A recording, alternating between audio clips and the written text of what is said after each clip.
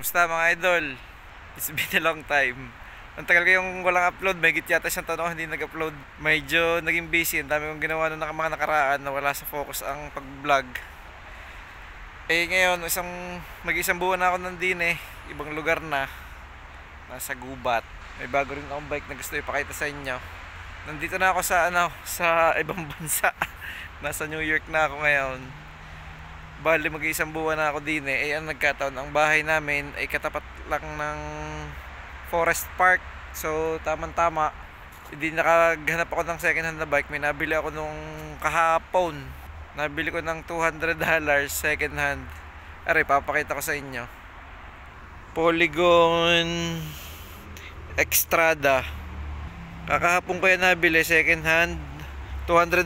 So di mga 12 mil sa atin, kulang-kulang. Ayos na din. Medyo faded na ang mga kuwan. Na sa labas kasi nakaparada. Pero ayos na din, naka 12 speed na Diore. Medyo may mga gas-gas na rin lang, pero ayos pa. Tingin ko naman ay mura na ang bili ko din Tapos naka Halotech na Jordan yata to, gawa ng M510. No search ko kanina ikuan. Jordan pala yan.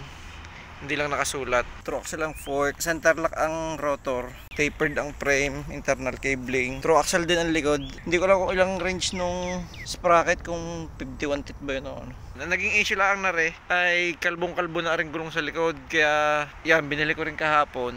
Pero pinakamura lang yan. Innova tires lang yan. Blackburn. Ang sadyang gulong yan ay WTB na Trail Boss. Ay pudpud na pinapaskid daw nung dating mayari. Yan, binili ko lang ng gulong $20 at saka interior $10.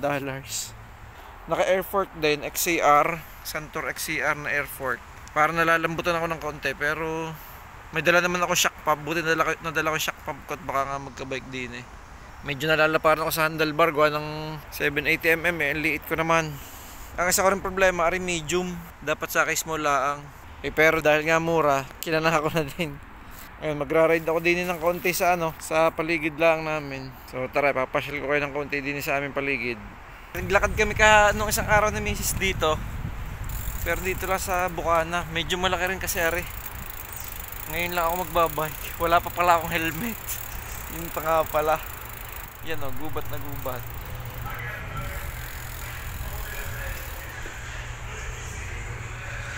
Yan ang paligid.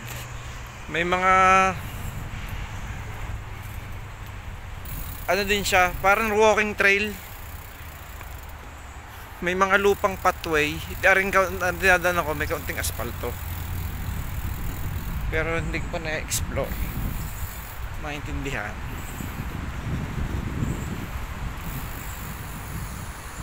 Hindi ko na-charge yung aking GoPro.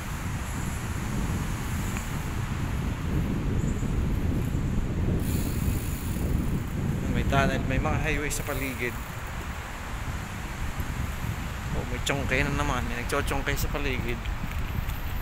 May amoy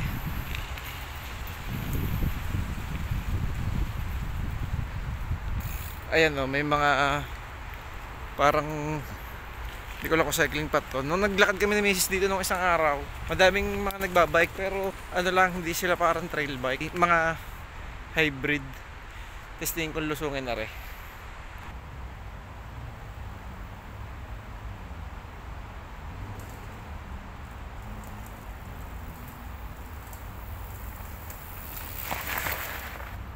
Yan ang paligid.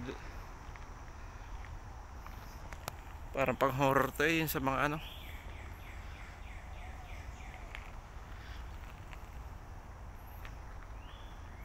yung may mga bigla na lang nanaga.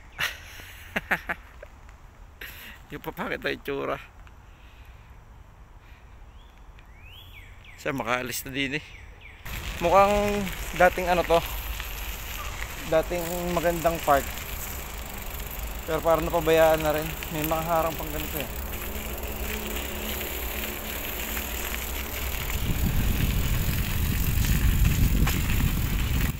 Ang isang problema nga din dahil nga medium,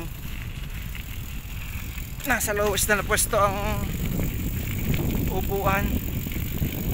Mataas pa rin para sa akin. Kung babawasan ko naman yung mismong post. Sayang naman kung ibebenta ko din, baka ano nang bibili na maigsi na masyado yung seat post. Pinagtsatsagaan ko lang muna, o baka bumili ako isa pang seat post para pinatutuloy yun. Ano, may mga tao din naglalakad dito. Hindi ko lang kasi nalabas yung alam ko, highway yung kabilang side eh. So abangan nyo yung susunod kong vlog. Mag-ano ako ng ayos, saset up ako ng ayos. Dadali ko yung aking GoPro para makapag-ride tayo ng ayos. Saka siguro dati explore ka rin muna ng ano, tong paligid. So hanggang dito lang muna tong vlog na to. See you again next time and ride safe everyone.